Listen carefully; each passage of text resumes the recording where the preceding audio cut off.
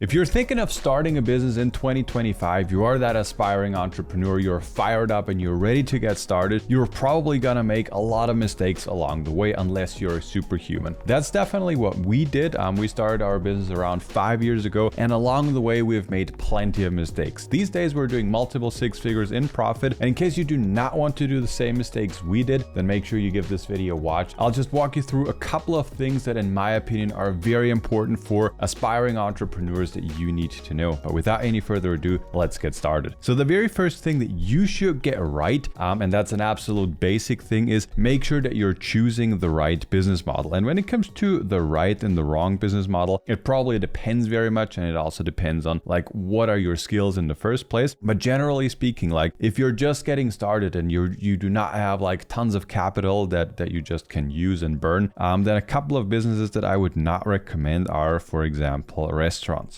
The problem with restaurants is, first of all, you need a place. So you need to rent something or purchase something, which, if you're just getting started, you probably don't have a lot of money available. So you cannot just purchase anything. So you have to rent something from day one. So that's very capital intensive. Then you need to have some tables and, you need to have some employees and stuff. So this is very, very capital intensive. And then, for example, let's say you're selling food and drinks and, someone spends, $50 with you. Then out of that $50, you're only making, maybe $20 of profit, maybe like even probably not even that. And then you're still having to pay taxes and rent and stuff. So you're just not gonna make a lot of money. So something that is very capital intensive like restaurants, I would not do that. The same thing also applies, by the way, for some, brick and mortar stores where you actually have a physical place. Like if you're just getting started, I would probably not do that. So generally speaking, all of the businesses that are very capital intensive, this is nothing that I would start off if you're just getting started. Like, don't get me wrong, if you have tons of capital and your parents are supporting you or just money doesn't play a huge role for you, then obviously you can do all of these things successfully. And there are many examples where, restaurant businesses and stuff have been working well. But if you compare that to, and now let's go to the stuff that I actually would recommend.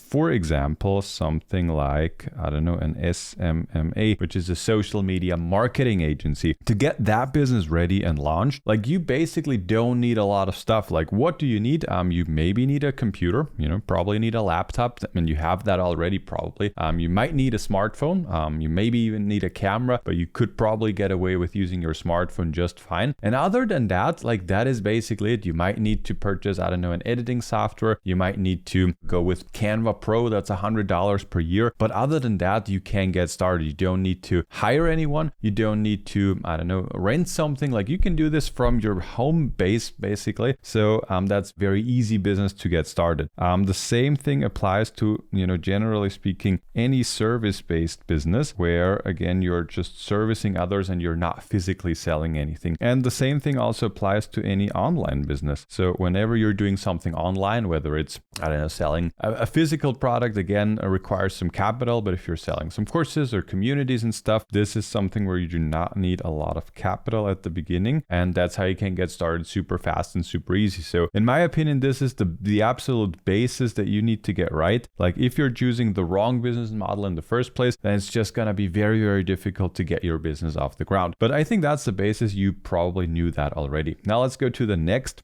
thing that in my opinion is very, very important and that very often gets overlooked by beginners, including myself. Make sure that you're doing a proper competitor analysis. And when it comes to competitor analysis, like when we started our courses, we have always been doing this, but not in a way where it actually makes sense and where we were doing it properly. The way on how I was doing it when I got started, I was just looking to see like what other offerings are available. So like what are the other offerings that are available. And the thing is, like, obviously you do this through, through YouTube. You just, search for the type of thing that you would like to make a course on. You just Google that, or you just search that on YouTube. You could also search on Amazon if there are books and also watch the reviews of those things. Obviously, just Google it. You can search for Facebook groups and so on and so forth. So this is basically how you can get started with just doing a competitor analysis. And then you will just get a basic understanding of, is there demand or is there no demand? But the thing that I got completely wrong is if I found something that nobody's doing at the moment, or if I found something, let's say people that have a video business and coaching them to get to a six-figure mark, for example. Like, if you search that, and I did that up front of this video, like the demand for this is very low. Like there are a couple of YouTube videos on that topic, but they don't have tons of views. And generally speaking, like also when it comes to Facebook groups, there are a lot of groups when it comes to the technical stuff and all of that, but there is very few things on actually scaling the business. And originally I thought if there is nobody doing that, that's very good because, you know, the whole blue ocean strategy, and I should do that. But that is completely wrong. If there is no demand, if nobody is doing that, that means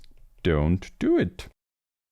And I know this is something that might sound a little counterintuitive. It surely did for me. But if you think about it, it actually makes sense. You know, like if nobody's watching that, for example, you know, if as I have been searching for the whole video business and coaching those people, like the video with the most views on whole YouTube about this topic was like 10-15,000 views. So that means like theoretically, probably not the whole market, but let's say the whole market on the entire world of people that are interested in this is 15,000 people. And obviously, if you're selling like a very, very high ticket thing, then you can still make it work, but it's gonna be very hard, especially if you're just getting started. So focus on things where there is high demand, see things, you know, where there is high demand. Just check on things like where are many communities, where are lots of courses, where are tons of YouTube videos. And if those YouTube videos have, you know, plenty of views, then that's actually something where we can go towards. And then it's just a thing of figuring out like, okay, the general idea, this is interesting to people. And now it's just a thing of figuring out like, okay, how can we make our own thing out of it? Because for example, you know, the way and how I'm teaching the whole business thing is I'm teaching it as someone who is doing 6 figures and I'm maybe just one step ahead of where you are currently. So I'm a lot more relatable compared to Alex Hormozi, who's doing $100 million a year. Obviously, he also still teaches, you know, marketing and business as a whole, but he's just at a completely different level compared to where I am and probably where you are. So you might struggle with the same things that I'm just talking about and not with the things that he's talking about of not flying, I don't know, with a private jet or something like this. And then just to come back to the competitor analysis, like this is something that is absolutely crucial. Like before you start with anything, make sure that you spend time on that, research everything and search for as many people as somehow possible. Have an Excel sheet, like we're just currently in the process of doing that. And we're just writing down like what websites do they have. I can actually just read it for you.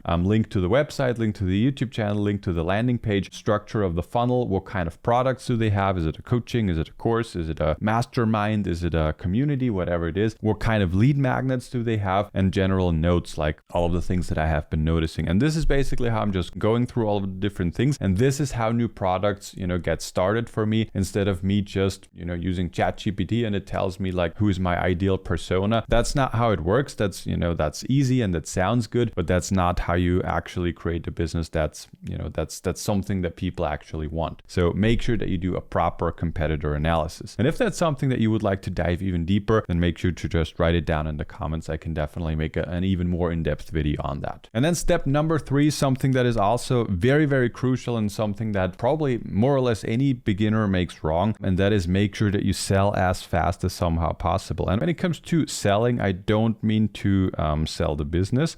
So I'm not talking about doing an exit or something like this. What I'm talking about is make sure that you try to sell your product as soon as possible. So before, for example, if you're trying to sell a course, before you build out the entire course and then try to sell it and then try to build an online presence around it, what I would like to encourage you to do is make a pre-sale. So when you're getting started, you know, let's say you have, I don't know, 20% done of your course, you already should start selling the course. And before you even get started in the first place, make sure that you launch something like a waiting list. This is basically a super simple landing page, a squeeze page where you just tell people about the topic that you are researching on or that you would like to do a course on, a mastermind, a community, whatever it might be. And then people can just sign up and show their interest. And if you're doing that, and if you're making YouTube videos about it, or maybe you run an ad and see if it's working and nobody is joining that list, like that's a very, very good indicator that, you know, your competitor analysis, your whole research has not been very good and that the product that you're working on is in no high demand. The products that actually, you know, that people are looking for, you will start start seeing signups pretty fast. Like, I'm not talking about like, you know, you're getting leads for $1 or something, but generally speaking, like you will see something. And like at the first place, when you're just getting started and you start to collect people on your waiting list, that's your first indication on, okay, this is actually legit. People want that. And then once you're getting started, once you're actually building the course, you can start pre-selling the product before it's done. So you're actually getting paid for doing the work. Obviously, like it's not as easy as it sounds here, but this is the whole philosophy